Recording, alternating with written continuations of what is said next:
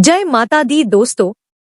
माघ माह के कृष्ण पक्ष की चतुर्थी तिथि को सकट चौथ का व्रत रखा जाता है। सकट चौथ में सुबह और शाम के समय शुभ मुहूर्त में भगवान गणेश जी की पूजा करने और रात में चंद्रोदय के बाद चंद्रमा को अर्घ्य देने के बाद ही व्रत खोलने का विधान है। आपको बता दें कि सकट चौथ का व्रत माताएं अपनी संतान की दीर्घायु की कामना के लिए रखती हैं। इस दिन विधि विधान से व्रत और पूजन करने से संतान को अच्छा स्वास्थ्य व निरोगी जीवन की प्राप्ति होती है, साथ ही सौभाग्य का आशीर्वाद भी मिलता है। लेकिन सकट चौथ का व्रत तब तक संपूर्ण और सफल नहीं माना जाता है जब तक आप चंद्रमा के दर्शन और चंद्रमा का पूजन ना कर लें, क्योंकि सकट चौथ का व्रत चंद्र दर्शन और चंद्रमा को अर्घ्य देने के बाद ही इस व्रत का पारण करना होता है। तो इस वीडियो में आपको सकट चौथ व्रत में चंद्रमा की पूजा किस प्रकार करें, इसकी जानकारी मिलेगी।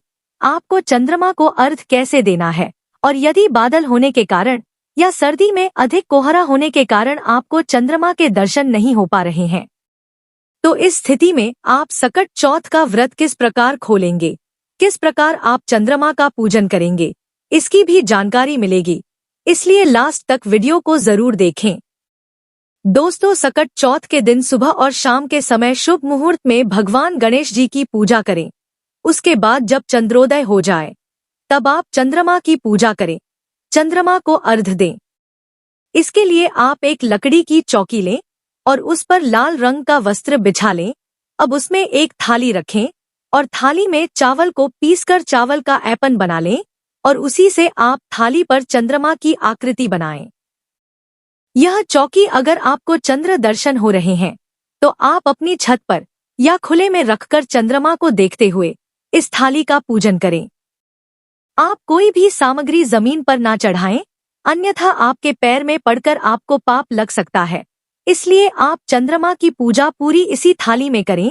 जो भी चढ़ाएं इसी थाली में चढ़ाएं। आपने जो चंद्रमा की आकृति बनाई है आप इसी का विधिवत पूजन करें। सबसे पहले आप एक लोटे में जल भरकर उसमें थोड़ा सा गंगाजल मिला लें। अब उसमें थोड़ा सा कच्चा दूध भी मिला लें, थोड़ी सी रोली और काले तिल और गुड़ भी मिला लें। इसके बाद लोटे में सफेद पुष्प भी डाल लें। साथ ही पूजा की थाली में भी रोली, अक्षत, सफेद फूल, तिल गुड़ के लड्डू और आरती अवश्य रख लें। जब चंद्रोदय हो जाए तब आप चंद्रमा के दर्शन करें और साथ में थाली में रखे चांद का पूजन करें। सर्वप्रथम आप चंद्रमा को रोली लगाए, उन्हें अक्षत अर्पित करें, फूल चढ़ाए, तिल गुड़ के लड्डू का भोग लगाए और आरती दिखाएं।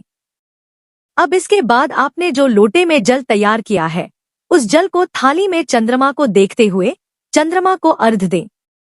ध्यान रखें कि अर्घ्य आप इसी थाली में दें, क्योंकि चंद्रमा पर चढ़ाए गए जल का छींटा आपके पैर पर या आपके शरीर पर नहीं पड़ना चाहिए। इस बात का भी आपको विशेष ध्यान रखना है। इसके बाद चंद्रमा को धूप दीप दिखाएं। साथ ही चंद्रमा से हाथ जोड़कर अपने घर परिवार की खुशहाली और सुख शांति के लिए प्रार्थना करें। अब ध्यान रखें, पूजा संपन्न होने के बाद जो थाली में जल है उसे आप पूजा के बाद किसी गमले में डाल दें। इस जल को आप इधर उधर फेंके नहीं, अन्यथा पैर में पड़कर उसका निरादर हो सकता है। इस तरह से आप चंद्रमा को अर्घ्य देंगे और उसकी पूजा करेंगे।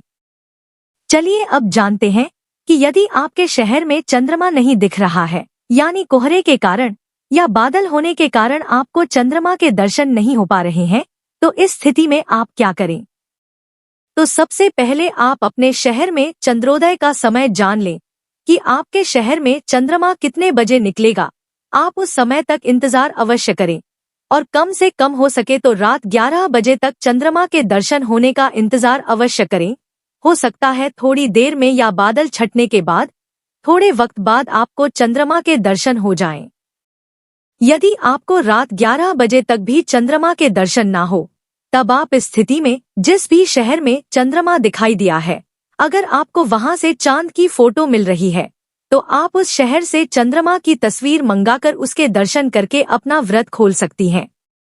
यदि ऐसा संभव नहीं है तो आप जो मैंने थाली में चांद की आकृति बनाकर पूजा की विधि बताई है उसे करके भी आप अपना व्रत खोल सकती हैं।